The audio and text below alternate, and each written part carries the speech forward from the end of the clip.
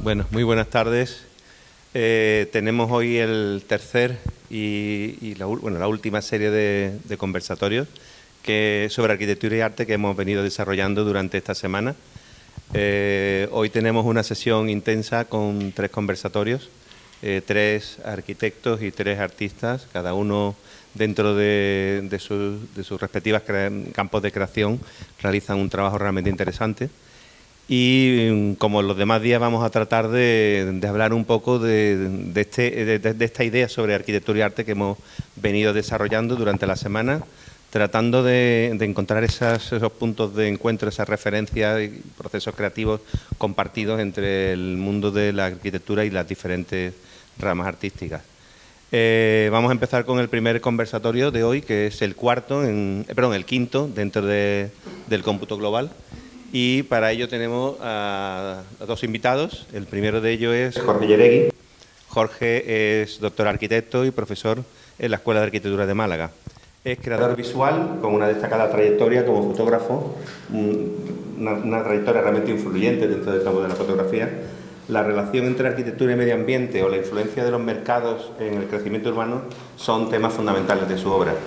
Ha recibido encargos y becas de importantes entidades culturales públicas y privadas, Premio Internacional de Fotografía Contemporánea Pilar Titoler, Premio de Artes Plásticas Sala El Brocense y Premio Idealista de Arte Contemporáneo. Ha realizado exposiciones individuales y colectivas en galerías y centros de arte, tanto en España como a nivel internacional, y participado en importantes festivales fotográficos. Por otro lado, Manuel M. Romero es artista plástico, nació, vive y trabaja en Sevilla, licenciado en Bellas Artes por la Facultad de aquí de Sevilla en el 93, y su trabajo ahonda en las cuestiones formales de la pintura y le interesa sobremanera que su pintura no solo se describa a sí misma, sino que también refleje lo que ha sucedido en un espacio concreto, especialmente en el espacio de su estudio, durante un periodo determinado. A pesar de su juventud, tiene ya una excelente trayectoria y ha realizado desde el 2006 un gran número de exposiciones individuales y colectivas en centros artísticos dentro y fuera de España. Su obra forma ya parte de importantes colecciones. El día de hoy, como he indicado, va a ser un poco apretado porque tenemos 3 conversatorios. La cuestión es que teníamos 30 minutos por cada uno de ellos y hoy vamos a intentar que sean 30 minutos. Vamos a intentar condensar todas las participaciones del público que puedan surgir al final de las charlas y ya se pueden dirigir a cualquiera de los 3 conversatorios. No sé si alguno de vosotros se tiene que ir, pero bueno, si podéis quedaros hasta el final, pues estupendo. Así que nada, Jorge y Manuel, cuando queráis, la palabra es vuestra. Nada. ¿Arrancas? Sí, bueno, no sé. Todos los conversatorios van a tener una idea o un concepto que va a servir un poco de arranque. En su caso es rastros. Ok, vale. Bueno, es verdad que quizá empezar por el término que hemos decidido es como empezar por el final, porque no sé si rompo un poco la magia, pero ya hubo como un primer encuentro que desembocó en esa palabra, que además es una palabra que nos vino muy bien a los dos porque no solo define nuestro trabajo, sino nuestro acercamiento de nuestro trabajo al espacio-tiempo, a la arquitectura, en este caso, que es lo que nos acontece, ¿no? Y bueno, Jorge quería proponerme la idea de que empezara definiendo la palabra, que es una palabra bastante sencilla, que el palabra rastro significa la señal o la huella que se deja sobre algo, que creo que como definición quizás no sea interesante para el momento, porque creo que lo interesante es precisamente qué es lo que esa palabra significa para nosotros en nuestro trabajo y por qué nos aproxima eso a la temática de la arquitectura o al género de la arquitectura, que quizás sea la palabra que nos englobe a todos lo que hablemos después, ¿no? Entonces, claro, yo te devuelvo la pregunta. Sí. No quiero que me defina la palabra rastro, porque ya lo hemos hecho, sino que es para ti como arquitecto y artista plástico, que conviven dentro de ti como dos personalidades que llevas ese término. Y también te hago otra segunda pregunta, es por abrir otra puerta en paralelo, ¿es posible que esos dos personajes que convivan dentro de ti vean tu trabajo de forma independiente? Bueno, no sé, o sea, sí que es verdad que el día que empezamos como a preparar esto, ¿no? Estábamos ahí como dando vueltas, ¿no? Y de repente fue el rastro el que además, como dices, de repente empezó a trenzar, ¿no? Las dos prácticas que tenemos los dos. Más desde un punto de vista casi metodológico por un lado y de búsqueda por otro, ¿no? Y teniendo dos contextos de trabajo muy distintos, de contextos me refiero físicos, del espacio literal de trabajo, al final los dos estábamos volcados en el mismo tema. Entonces sí, yo creo que por eso igual tienes razón, ¿no? Y tampoco hace falta ahondar en cuál es la definición exacta de rastro, sino que más bien en cómo utilizamos cada uno los rastros. Yo es verdad que me he formado como arquitecto, doy clase de arquitectura, lo que pasa es que nunca he diseñado arquitectura. Siempre me ha interesado más el mundo que está alrededor de la arquitectura. Y ahí es donde el rastro creo que se ha ido definiendo como un elemento que está siempre en casi todos los proyectos. He ido haciendo proyectos que tienen que ver con mercado inmobiliario, con transición ecológica, con transformación del territorio, pero casi siempre a través del rastro. Entonces, yo no... A ver, o sea, si a cualquier persona que le preguntes que es un arquitecto, alguien que diseña edificios, yo no diseño edificios, soy arquitecto de otra manera, creo. Cuando trabajábamos en la revista Neutra, todos éramos arquitectos y teníamos otro enfoque distinto. Entonces yo creo que sí que convive todo junto, aunque, no sé, o sea, aunque creo que hay gente a la que le choca que un arquitecto no haga edificios. Sí, pero es indiscutible que hay una particularidad en esa mirada, porque yo que me sitúo como un extraterrestre en el lado completamente opuesto, lo sentí cuando se me propuso, por ejemplo, esto, que no tenía esa veladura que te define a ti, ¿no? Sí. Que no, quizás no sea una cosa con demasiada importancia, o sí, pero que no es como el objetivo, pero al final sí define estética, formas de trabajar. Y es verdad que yo sí lo percibí porque, claro, lo primero que a mí cuando se me plantea esto es, ostras, ¿cuánto de arquitectura hay en mi trabajo para que yo pueda dialogar con una persona que quizás sí tenga eso como bueno, punto de partida? Una cosa es tener la formación académica, yo creo, y otra cosa es tener como una sensibilidad, ¿no? Por ciertas cuestiones que interesan al ámbito de la arquitectura y que en tu caso yo sí creo que están muy presentes. Sí, claro, lo hablamos además que a posteriori sí hubo como un análisis de plantearse, bueno, ¿y por qué? Claro, y empiezas un poco a estudiar eso, que por eso también desembocó en la palabra rastro, en ese estudio de uno mismo sobre por qué desde fuera hay alguien que le parece que sí hay una coherencia entre relacionar este trabajo con la arquitectura. Entonces digo, algo tiene que haber, y sí que lo hay, por supuesto, en esa idea de la utilización del espacio, del tiempo, de cómo además lo que está dentro condiciona todo lo que está a su alrededor y el alrededor condiciona lo que está sucediendo dentro. Entonces ahí quizás sí, pero es curioso que en tu caso... Y en ese proceso de trabajo también, ¿no? O sea, yo el único momento en el que yo he diseñar ha sido en los ejercicios que nos proponían en la carrera, y siempre hay una búsqueda, ¿no? Hay un partir de un detonante, de un estímulo que luego puede quedar o desaparecer, ¿vale? Es un rastro que se puede ir tapando. Y a partir de ahí trabajando, y yo creo que eso en tu manera de trabajar, por ejemplo, está absolutamente presente. O sea, yo a lo mejor estaba dibujando con el lápiz, la escuadra, el cartabón, pensando en que eso iba a ser un edificio, pero el procedimiento, claro, yo creo que en ese sentido es muy parecido, ¿no? Y en tu pintura además muchas veces, ¿no? También hay como esta... Sí, hay como una utilización del plano y sobre todo eso, de la combinación, ¿no?, de plano, de equilibrio, de juegos con el propio objeto, Quizás no sea para mí, después de este análisis que te cuento, lo que más me acerque a la arquitectura como tal, si es que hay algo que de verdad más que con todo el respeto, que no, pero sí que es verdad que considero que hay algo que quizás me relacione más, cambio la palabra arquitectura por espacio porque me parece más adecuado. Y es precisamente la importancia que para mí tiene el contexto donde se elabora la pintura, que además, en mi caso, es un espacio particular que lo hago muy partícipe del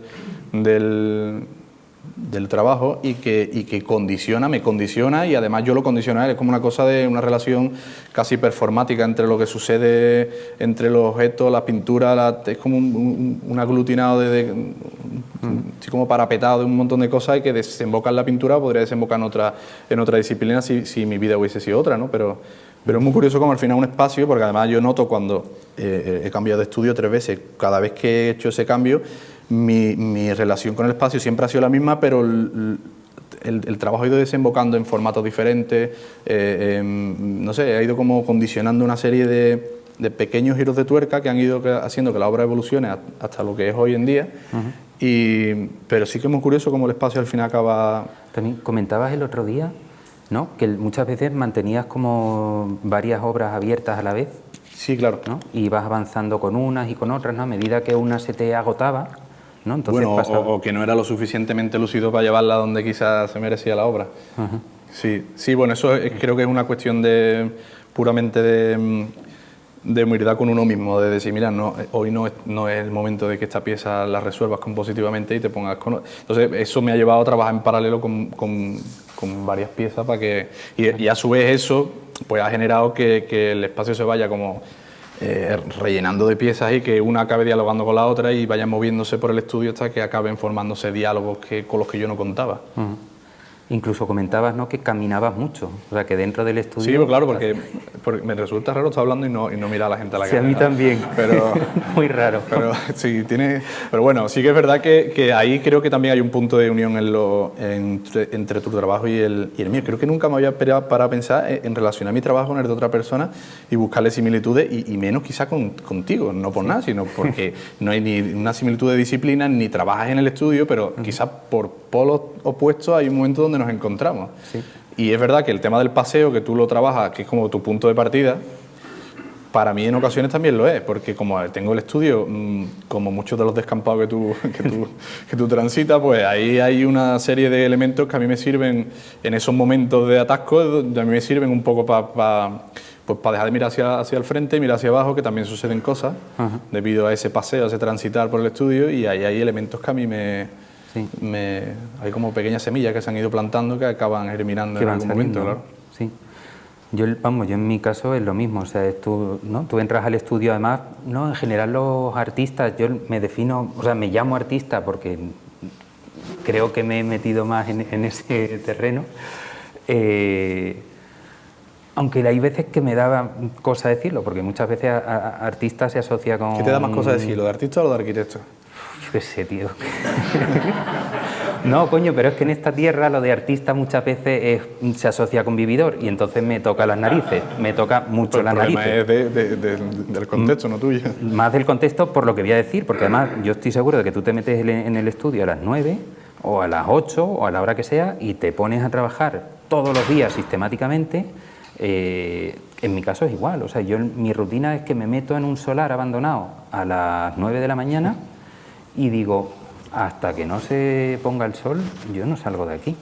Sí, es verdad que como historia para contarle a un suegro o a alguien así que conoces, pues es un poco raro. Un poco raro. Quiero decir que tienes que entender que el resto de mortales que no se dediquen a esto vean un poco particular el hecho de que digas, voy a trabajar y me voy con la cámara a encontrar esos rastros. Bueno, pero puede ser un descampado, puede ser una mina abandonada, puede ser Sí, entiendo, que yo lo entiendo perfectamente porque a mí me sucede, pero que por defender... Pero hay un rigor.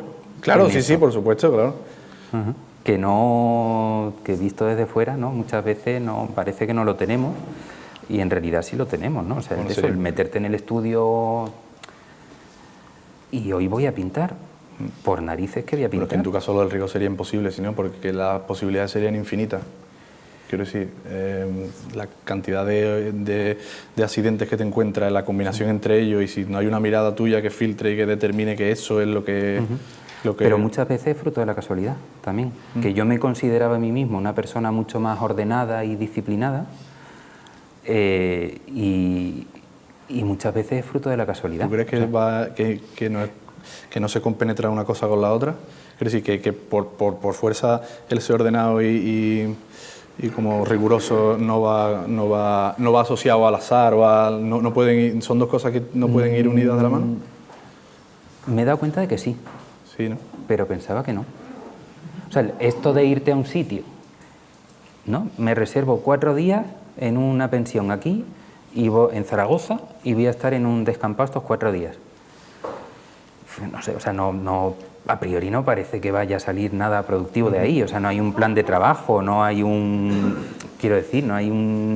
equipo de producción organizando las cosas, no hay... entonces, a priori, parece que dependo mucho de la suerte. Lo que pasa es que luego, es verdad que pasa que la suerte o el filtro que tú dices en los ojos, ¿no?, aparece y de repente te enrollas con los bordillitos y luego te enrollas con las montañitas y luego te enrollas con el... Sí, pero te lo decía más que nada porque es verdad que esa casuística que como que parece que es azarosa y que todo eso también se entrena y además es lo que estás describiendo precisamente. Porque no creo que te sientas tan suelto a la hora de encontrar, ahora que hace 15 años, quiero decir que es una cosa que se entrena. Claro. Sí, no, antes iba muerto de miedo a hacer una foto a Frankfurt que sabía que tenía que hacer una y ya está. Pero, y me imagino que en tu caso es igual, o sea, tú bueno, es que, claro, tienes que forzarte a ti mismo y encontrar los mecanismos. Esto de que la inspiración llega trabajando es que es una verdad absoluta, ¿no? O sea, tú tienes que estar trabajando para que llegue. A ver, o sea, te puede llegar haciendo otras cosas, pero en un principio tienes que estar en el estudio trabajando. Por supuesto. Sí, es verdad que mi situación quizás sea diferente a la tuya, pero es verdad que las problemáticas serán prácticamente las mismas. Y por eso creo que un poco también, por hilar un poco con lo del principio, acudimos al tema del rastro, porque al final había con un paralelismo muy claro entre eso que sucedía fuera del estudio, en tu caso, y eso que pasaba dentro del mío en mi proceso. Esa serie de elementos con los que no somos nosotros muy conscientes que están pasando, pero en el momento que enfoca, que la mirada acaba como enfocando en un punto, pues tiene interés y además creo que es que nos vino muy bien que encontráramos esa palabra porque además nos separábamos, nos distanciábamos del tema de espacio-tiempo, que era como dos términos que aunque nos duela, es verdad que, digo nos duela porque están muy manoseados, pero nos vienen muy bien para describir en realidad, entonces como que sorteamos esas dos palabras para... Y luego yo creo que hay otra cosa también que está ahí operando, que es el tema del solape, ¿no? O sea, muchas veces trabajamos como por solapes, ¿no? Quizá en tu caso, si además... ¿A qué te refieres con solape? Que vas trabajando por capas, una sobre otra, que se van solapando, entonces hay veces que hay transparencias, hay veces que lo de atrás desaparece, hay veces que se transparenta, que eso en arquitectura también es absolutamente habitual, ¿no? Desde el mismo análisis, cuando tú haces un análisis urbano, un análisis de un solar, un análisis de un espacio donde vas a intervenir o simplemente en el que estás, muchas veces el análisis se hace por capas. Y en tu caso es muy evidente, ¿no?, que vas como solapando muchas capas y luego hay cosas que van apareciendo y cosas que van desapareciendo, ¿no? Sí, en mi caso, y te lo agradezco, pero es verdad que por quitarle un poco de mística en realidad es una cuestión de prueba y error. Que desemboca en eso, en veladuras y en ciertos arrepentimientos de los que yo me aprovecho, pero que sí que tiene un poco es una cosa un poco más terrenal, o sea que aunque sea una cuestión de que quizá la arquitectura sí lo busque o sea, sí lo tengan en su objetivo el hecho porque le viene bien para el estudio, pero que en mi caso es una cosa mucho más... Bueno, o sea, yo entiendo que en el ejercicio... Eso sí lo utilizas tú en tu trabajo, o sea, ese tema de ir trabajando por capas, sí. O sea, pues, vale. Sí, pero más desde el análisis. ¿Y logras ahora en la posición que estás seguir detectando? Porque ya, por ejemplo, el tema de la planificación del azar, eso ya hemos visto que ahí quizás estás luchando más fuerte con esa mirada más hermética del arquitecto, pero ¿hay alguna otra cosa que siga ya como curiosidad? Aprovechando de esa mirada quizá más limpia, más pulcra que se prevé. Hombre, yo hay una frase que recuerdo de Pepe Morales en clase, que ¿no? Archiconocido, Pepe Morales, que decía: hay que reconocer el lugar, que lo habrá dicho muchísima gente, pero a mí me lo dijo él y se me quedó grabado. Entonces, reconocer el lugar al final consiste en eso, en ir sacando capas de información a las que tú luego te agarras, ¿vale? Pues un proyecto artístico está absolutamente suspendido en el aire, ¿vale? Si no lo fijas, se desmorona, se cae. ¿Cómo fijarlo? Puedes hacer un análisis histórico, puedes hacer un análisis económico de ese espacio, puedes hacer un análisis de, no sé, de cómo está afectando el proceso de transición energética a un territorio, y con esas puntales, con esos clavitos, es como yo creo que al final consigues que un proyecto que son 300 fotos de bordillos tenga sentido. Pero por lo menos para mí necesito conceptualizarlo de esa manera. Que además es una pregunta puñetera que te quería hacer. Dale. Pues la hice en la semana pasada en lo de contemporánea, ¿vale? 25 minutos, lo siento. Ya se acabó.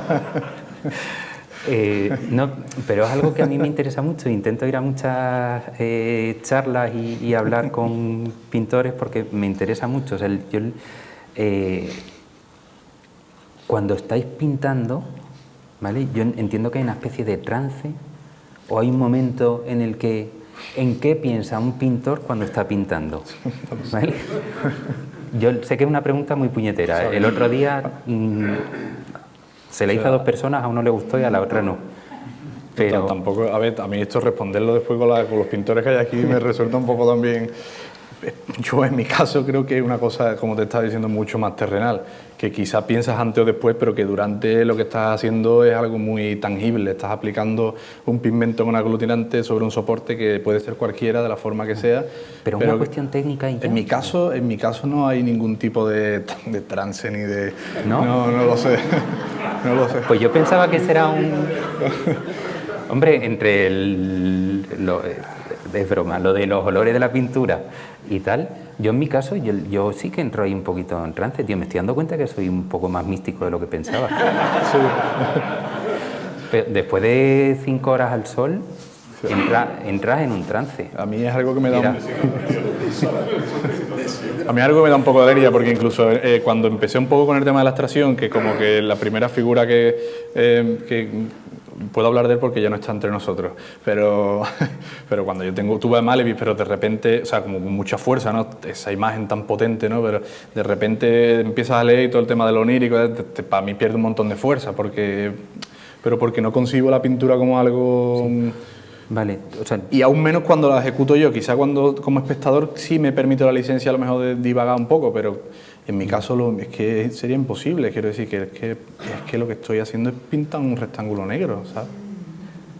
Pero has decidido que ese rectángulo negro va claro, ahí y no va a otro pero por eso sitio. digo, previamente sí hay un estudio y posterior mucho más, porque no es tan sencillo. Quiere decir, hay una serie de elementos que tú consideras que deben de estar para que ese monocromo negro, rojo, blanco, como sea, pues tenga las características concretas que a ti te interesan, para que, como decía antes Juanma cuando me describía, no solo defina su proceso de trabajo, sino que también describa el contexto que la contiene. Y eso para mí es importante, pero eso va a posteriori, durante no hay ninguna magia. ¿No? Joder, suficientemente difícil es aplicarlo como te interesa para que quede en su sitio, como para encima estar pensando en... Pero estás pensando en el sitio, estás pensando en el tono... Que no, Jorge, que es una cosa ¿Que no? más tangible, de verdad. De verdad, claro. Yo estoy seguro de que no es así, pero bueno. Que la iglesia se ha separado de la pintura, que esto es otra cosa mucho más tangible, que Dios esté que arriba o donde esté, pero no, nosotros estamos... No me lo quiero llevar a un discurso ahí... No, pero de verdad que es una cosa no. más sencilla, incluso a la hora de consumirlo también es una cosa mucho más... ya te digo, más táctil, más, no sé, como una cosa muy fácil de... Muy que fácil quizá cuando... para ti, tío. O sea, a mí me parece muchísimo Quizá más porque difícil. vaya el que sea con el prejuicio de que allí tiene que haber algo más de lo que hay, y en realidad lo que hay es pura materia. Que quizá cuando estamos enfrentándonos a una escultura no sea tan evidente, porque claro, como objeto tridimensional, pues eso está como superado, pero en la pintura, como marco, como ventana, como rectángulo que siempre nos ha contado cosas con una narrativa muy concreta, pues quizás sí tengamos que ese retazo todavía pero que no lo tiene. A mí me parece dificilísimo, tío, me da un vértigo de, o sea, ¿en qué momento he terminado? Ah, bueno, claro, es que eso es otro tema. ¿En qué momento he terminado? ¿En qué momento? Pero bueno, eso igual que tú cuando estás en un proyecto y estás investigando y esa serie de bordillos que hablamos, ¿en qué momento lo cierras? Quiero decir, Ya, sí. Podrías no cerrarlo nunca. Sí. Posiblemente hay un momento en el que yo creo que es decisivo, en el que no le estás aportando nada beneficioso a la obra, que no está haciendo la peor, pero tampoco la está haciendo mejor. Yo creo que ahí es momento de... Ya. Yo en mi caso, más que pensar que no... O sea, yo cambio las obras después de exponerlas. Entonces, eso de que después ya no le aporto nada beneficioso, a veces lo dudo. Sí, pero hablo durante el proceso, donde estás tomando el material. Independientemente de que después con ese material tú lo combines de forma que eso es otro proceso de trabajo en tu caso. En mi caso es más cuando tengo la sensación de que está contando lo que yo quiero que cuente. Ahí me paro. Lo que pasa es que sí me ha pasado a veces que 6 meses después digo, no, le falta una vuelta. O hay veces que digo, ah, vale, sí, perfecto, o sea, paraste cuando tenías que parar. Pero, sí, no sé, o sea, es más...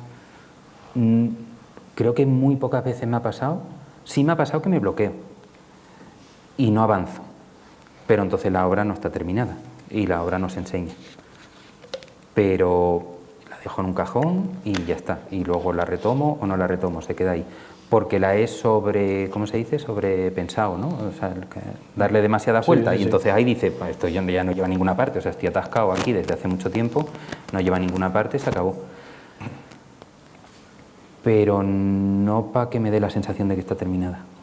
Terminada es cuando cuenta algo. No sé. Es más... ¿Y ese algo tiene que ver con la experiencia que tuviste en el lugar donde la estaba...? No, para nada. No. O sea, que la utilización del espacio es puramente formal, quiero decir, porque necesitas eso en concreto, aunque tu historia esté en otro sitio ubicado. Sí, bueno. sí. O sea, yo trabajo más desde las ideas. Eso, por ejemplo, en arquitectura luego no tendría mucho sentido, ¿no? Quiero decir que lo importante quizás era darle... Te hablo como... No sé, pregunto, que quizá el interés lo tenga en que donde se te propone el proyecto tenga como esté en su máximo esplendor, como potenciar el espacio que se te propone, ¿no? En mi caso es más utilitario. ¿Tiene sentido que te propongan una cosa en determinado sitio y de repente eso...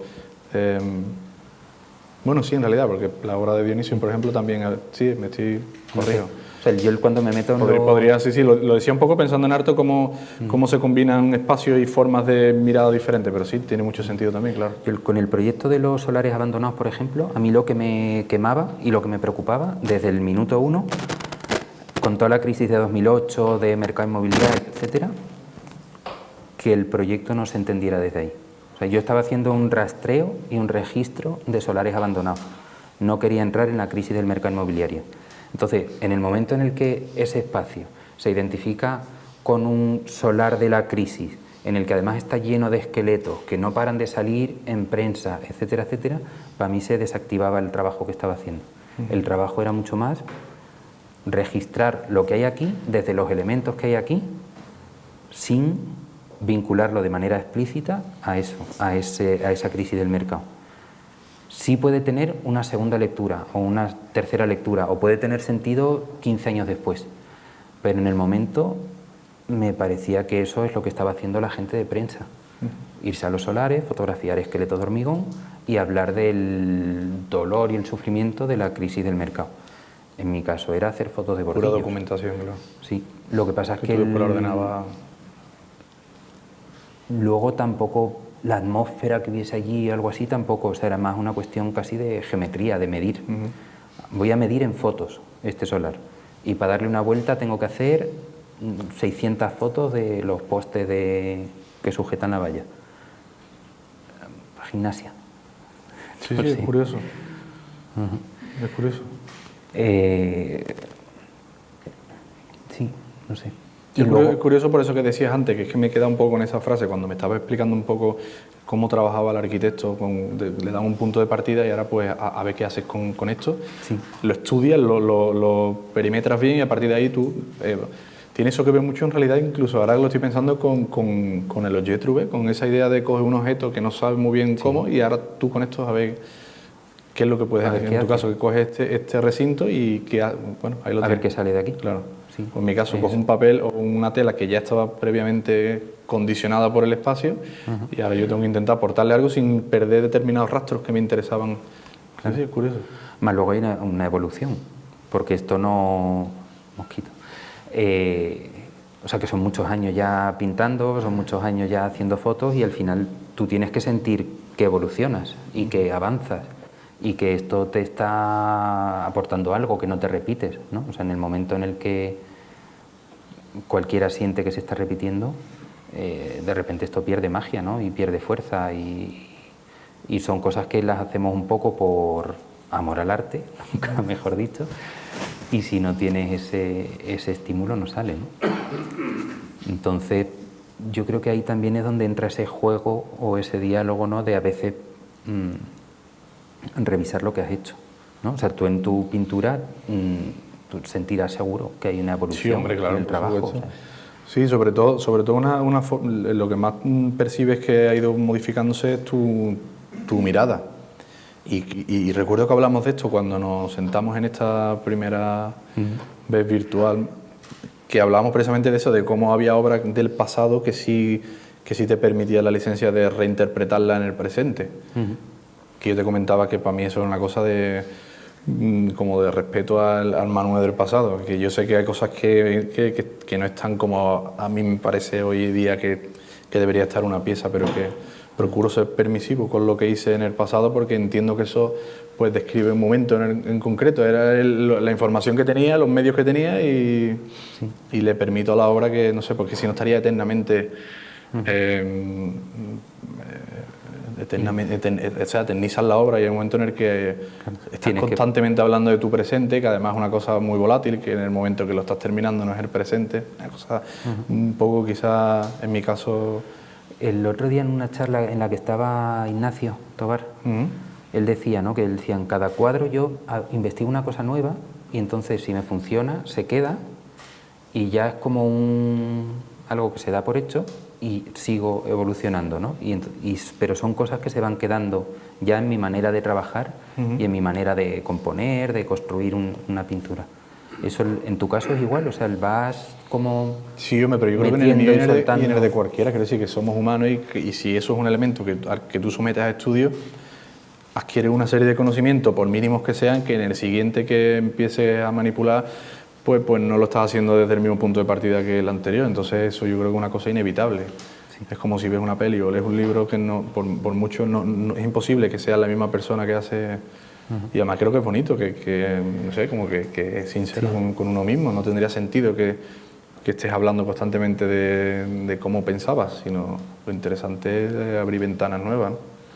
Que no digo que la obra cambie, sino que es verdad que, pues que si hay determinados hallazgos que te parecen, pues no sé, que se pueden ir incluso si el hallazgo lo hace un compañero o lo hace, quiero decir, si estás permeable a todo lo que sucede en tu contexto de trabajo, pues lo mismo Fernando hace una cosa un día que a mí me parece genial y eso yo lo reinterpreto y lo aprendo y el Manuel del pasado no lo tenía eso, entonces la obra muchas veces no va alimentándose de uno mismo, sino que hay una serie de gente que te parapeta, que te enseña y que te... Claro. Como esto, por ejemplo, que decía, yo en ningún momento quizá me hubiese planteado, relacionar mi obra con la arquitectura, pero como tal, no con el tema espacial, que eso sí lo tenía... Aunque no haya una cosa, un hilo conductor que las una, no sé, pues quizás todo acaba un poco hibridándose y alimentando. Por eso decía que en mi caso, aunque sea consciente de que hay algo que es erróneo, me parece honesto con uno mismo y con el público decirle, oye, no sé, es que si no por esa regla de tres nos hubiésemos perdido infinitud de Picasso, infinitud de obra magnífica que a lo mejor no es la mejor obra, pero te cuenta determinados momentos de la historia, ¿no? Una evolución, claro. Hay un aprendizaje. Quizá también sea por un poco la idea de proceso que tenemos un poco en común. Ya estamos bien. llego por detrás. Lo he visto, lo reflejan en sus pupilas. Interrumpiendo, ¿lo has visto, no? Nada, 31 minutos. 31, mira. Está bien. Muchas gracias por Nada. vuestra intervención. A ti, Nada, un placer. Sí, Pito, si después os apetece hablar con ellos. No, es que hoy vamos a hacer los conversatorios y después hacer una mesa redonda. No, una mesa redonda, una participación de público, ¿vale? Venga, muchas gracias. Ok, gracias. Jorge. Gracias.